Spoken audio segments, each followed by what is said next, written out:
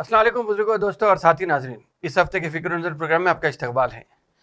फ़लस्तीन और इजराइल के बीच में जंग अभी जारी है।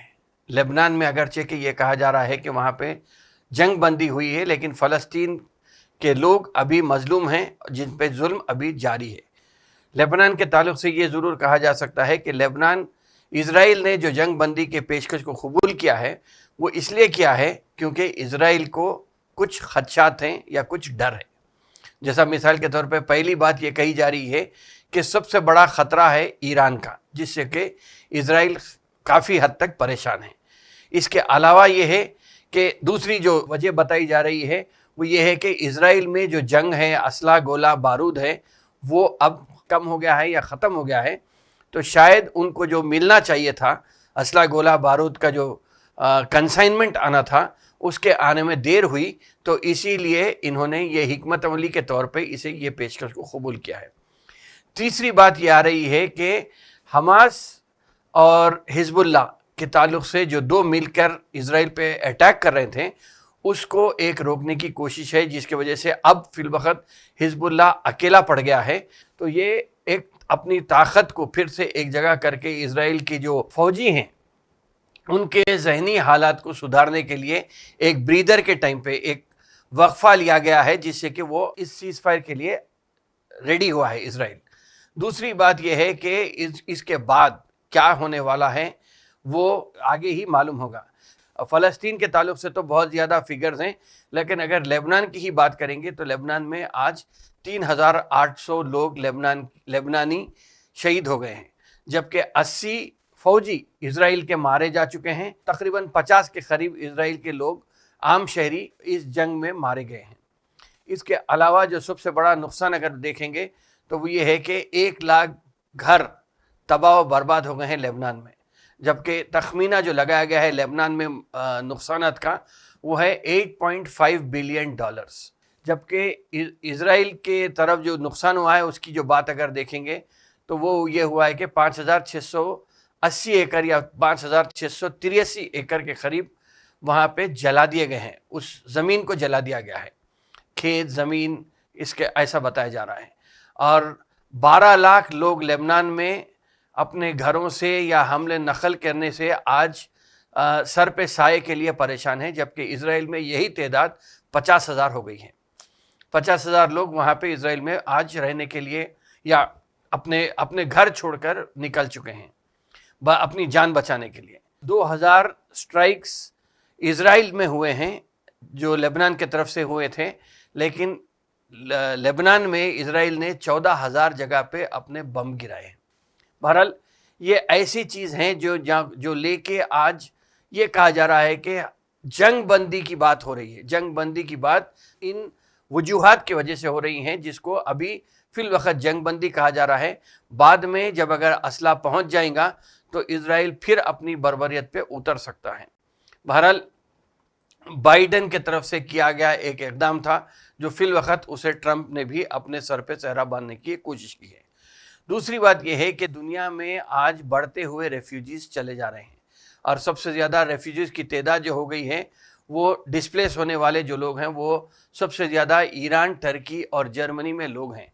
कभी यही 3 ममालिक की जगह पे अमेरिका और कॉन्गो भी हुआ करता था, लेकिन आज ईरान, टर्की और जर्मनी में बहुत सारे लोग हैं। मतलब ईरान के लोग, ईरान में जो लोग पनाह ले चुके हैं वो अपनी जगह है, टर्की में हैं, और टर्की के जो लोग हैं वो जर्मनी में भी पनाह ले रहे हैं। बहरहाल जो वाक़ा हुआ है इस हफ्ते में, वो डिस्प्लेसमेंट की बात हो या लेबनान की जंग बंदी की बात हो, बहरहाल ये तादाद बढ़ते चले जा रही है, या लोगों के सर पे से साया उठता चले जा रहा है, या जो साया होना चाहिए वो घर से महरूम होते चले जा रहे हैं लोग।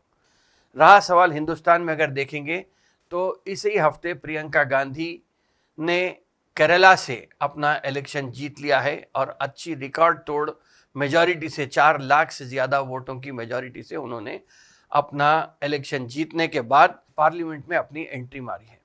5 साल पहले प्रियंका गांधी ने अमली सियासत में हिस्सा लिया था या अपना रोल एक बनाया था जिसके ऊपर वो काम कर रही थी, लेकिन 52 साला प्रियंका गांधी पहली बार पार्लियामेंट में अपना हलफ लेते हुए, बल्कि हलफ लेने के टाइम पे कॉन्स्टिट्यूशन की कॉपी, संविधान की कॉपी या दस्तूर की कॉपी अपने हाथ में लिए पार्लियामेंट में जाके हलफ ली हैं। उनके साथ leader of opposition Rahul Gandhi भी हैं पार्लियामेंट में, और उनकी माँ जो कि मेंबर ऑफ पार्लियामेंट हैं, राजस्थान से राज्यसभा की मेंबर हैं, वो भी कांग्रेस पार्लियामेंट्री पार्टी की हेड हैं, और वो भी प्रियंका गांधी का साथ देने के लिए ये पहला मौका है कि गांधी खानदान के 3 लोग पार्लियामेंट में मौजूद हैं। हलफ लेने के बाद प्रियंका गांधी ने चौथी रो में जाके अपनी जगह बना ली है। लेकिन अब देखना यह है कि प्रियंका गांधी किस तरीके से अपना रोल निभाती हैं। अगरचे कि प्रियंका गांधी काफ़ी समझबूझ के साथ सुलझे हुए अल्फाज में तकारीर तो करती हैं, प्रियंका गांधी को उनकी दादी की तरह देखा जा रहा है, तो क्या प्रियंका गांधी अपनी दादी की तरह पढ़ने के साथ साथ एदाद व शुमार पेश करते हुए मोदी हुकूमत को घेरे में लेंगी?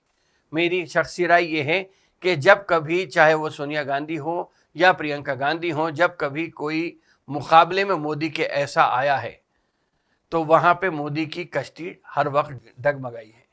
शायद इसीलिए अब ऐसा लग रहा कि अटेंशन डाइवर्जन का काम फिर से शुरू हो गया है।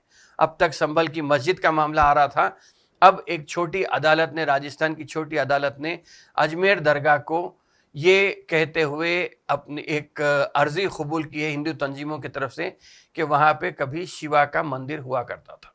हिंदू मुस्लिम दोनों अकीदों के साथ लोग वहाँ पे जाते हैं गरीब नवाज की दरगाह पे, और 800 साल तारीख रखने वाली इस दरगाह को आज फिर से एक नया तनाज़े का शिकार बना के छोड़ा है। सूफीज़म को ये भी कहा जाता है कि काफ़ी पीसफुल तरीक़े से इस्लाम के फैलाने में सूफीज़ों का बहुत बड़ा रोल रहा है, लेकिन अब ये ऐसा लग रहा कि, बल्कि ये कहूँ कि हर वक्त का हर वज़ीर आज़म अपने तरफ से इस दरगाह पे चादर भेजने का काम करता था, और हद तो ये है कि मौजूदा वज़ीर आज़म ने भी चादर रवाना की थी इस दरगाह के लिए। मगर अब राजस्थान के कोर्ट की तरफ से एक हिंदू तंजीम की अर्ज़ी पर मिनिस्ट्री ऑफ माइनॉरिटी अफेयर्स और आर्कियोलॉजिकल सर्वे ऑफ इंडिया को एक नोटिस जारी की है, जिसमें यह कहा गया है कि क्या इस जगह पे दरगाह बनने से पहले शिव जी का मंदिर था। अर्जी में ये कहा जाना और इस चीज़ को कोर्ट के तरफ से नोटिस जारी होना, मैं समझता हूँ कि फिर से नफ़रत को फैलाने की एक कोशिश है, एक साजिश है जो ऑलरेडी यहाँ पे पाई जा रही है। गुज़िश्ता हफ्ते मैंने कहा था कि वायर ने एक सर्वे किया है जिसमें यह बताया गया था कि 30% से ज़्यादा लोग आज भी मुसलमान को नाकाबिले भरोसा या मुल्क से गद्दार होने का या मुल्क से मोहब्बत ना करने का इल्ज़ाम को मानते हैं। बहरहाल फिर से ऐसा लग रहा कि कहीं ना कहीं एक तरीक़े से ये जो नफ़रत का बीज है उसे काफ़ी हद तक आम करते हुए नफ़रत और भड़काई जाए ताकि अपनी सियासी दुकान चमक सके। पहले वक्फ बिल आया जिसके ऊपर मुसलमानों ने एहतजाज ज़रूर किया लेकिन सड़कों पे नहीं निकले, लेकिन अब ऐसा लग रहा कि अजमेर की बारी है और अजमेर की दरगाह को लेकर आहिस्ता आहिस्ता फिर से नफ़रत के माहौल को बढ़ाने की एक कोशिश हो रही है और मोहब्बत की दुकान को बंद करने की कोशिश हो रही है। बहरहाल अगर ऐसा ही देखेंगे तो 1992 में बाबरी मस्जिद की शहादत के बाद प्लेसेस ऑफ वर्शिप के ऊपर एक क़ानून बनाया गया था पार्लियामेंट की तरफ से, लेकिन अब ऐसा लग रहा कि जो लोग संविधान बदलना चाह रहे हैं उन्हें वो फिर पार्लियामेंट के बनाए हुए क़ानून पे किस हद तक अमल करेंगे। लेकिन जिस तरीके से मुल्क को ढकेला जा रहा है, जिस आग में ढकेला जा रहा है, मैं समझता हूँ कि ये काफ़ी हद तक मुल्क के लिए दुश्मन को बढ़ावा देने या मुल्क से दुश्मनी की, बल्कि मैं समझता हूँ कि अगर जो भी हिंदू मुस्लिम में मुनाफरत फैलाता है तो ये मुल्क से गद्दारी का केस इनके ऊपर लगना चाहिए। बहरहाल अपनी दुकान के लिए कहीं ना कहीं एक अटेंशन डाइवर्जन का जो काम है वो आहिस्ता आहिस्ता होते हुए बढ़ते जा रहा है। अगरचे कि देखेंगे तो महाराष्ट्र में जो रिजल्ट्स आए हैं उससे पता नहीं कौन इत्तेफाक करता है, मैं उससे अपनी नाइत्तेफाकी करता हूं, क्योंकि ऐसा माहौल तो नहीं था जिससे कि 89% स्ट्राइक रेट बीजेपी को मिले। 50 کے قریب سیٹ بی جے پی یا 149 سیٹ بی جے پی نے انتخابات میں حصہ لیا تھا اور 132 پہ بی جے پی کامیاب ہوئی ہے. تو یہاں پہ پھر بات آتی ہے ای وی ایم کی. میں سمجھتا ہوں کہ ای وی ایم کے اوپر ہی اگر نشانہ سادھا گیا تو کہیں نہ کہیں یہ چیز ہمارے سامنے نکل کے آئے گی. میں یہ بھی مانتا ہوں کہ ای وی ایم کے اوپر بہت سارے کبھی ایک چھوٹی ریاست میں ایک پارٹی کو جتا دیا جاتا ہے اور بڑی ریاست بی جے پی جیت لیتی ہے. اگر ہریانہ میں بھی یہی ہوا ہے تو میں سمجھتا ہوں کہ ہریانہ میں بھی جو ماحول بتایا جا رہا تھا وہ کانگریس کے حق میں بتایا جا رہا تھا، لیکن جب ای وی ایم کی طرف سے رزلٹ آیا تو پھر وہ رزلٹ بالکل برعکس نکلا. مہاراشٹرا میں بھی کچھ ایسا ہی ہوا ہے. یقیناً یہ ای وی ایم کی کارستانی جب تک یہ ای وی ایم یہاں سے نہیں ہٹے گا، میں سمجھتا ہوں کہ یہ الیکشن میں یا جمہوریت کا مذاق اڑتے رہے گا. بہرحال یہ لمحہ فکر ہے، ہمیں سوچنا ہے، سوچ کے عمل کرنے کی ضرورت ہے. ہم ہمارے خلاف پائی جانے والی نفرت کو محبت میں بدلنے کی کوشش کرنا ہے. وہ پہل کو ہم ہمارے حد تک جاری رکھنا چاہیے تاکہ ہم ماحول کو صاف ستھرا بنا کر امن کے قابل بنا کے یہاں پہ اپنی زندگی بسر کر سکتے ہیں. بہرحال سیاسی جنگ ہے، ای وی ایم سے جنگ ہے، یہ سب چیزیں ہیں جو سیاسی پارٹیاں اس سے مقابلہ کریں گی. ہم اپنے آپ کو درست رکھیں، ثابت قدم پہ ہم اگر چلتے رہیں تو میں سمجھتا ہوں کہ ہمارے یہی لیے بہتر ہے کہ ہم فی الوقت معاشی طور پہ کافی طاقتور ہوں اور ایک قسم سے اپنے ہم وطنوں کے ساتھ محبت کو عام کریں گے تاکہ ہمارے خلاف پائے جانے والی رائے کو ہم بدل سکیں گے.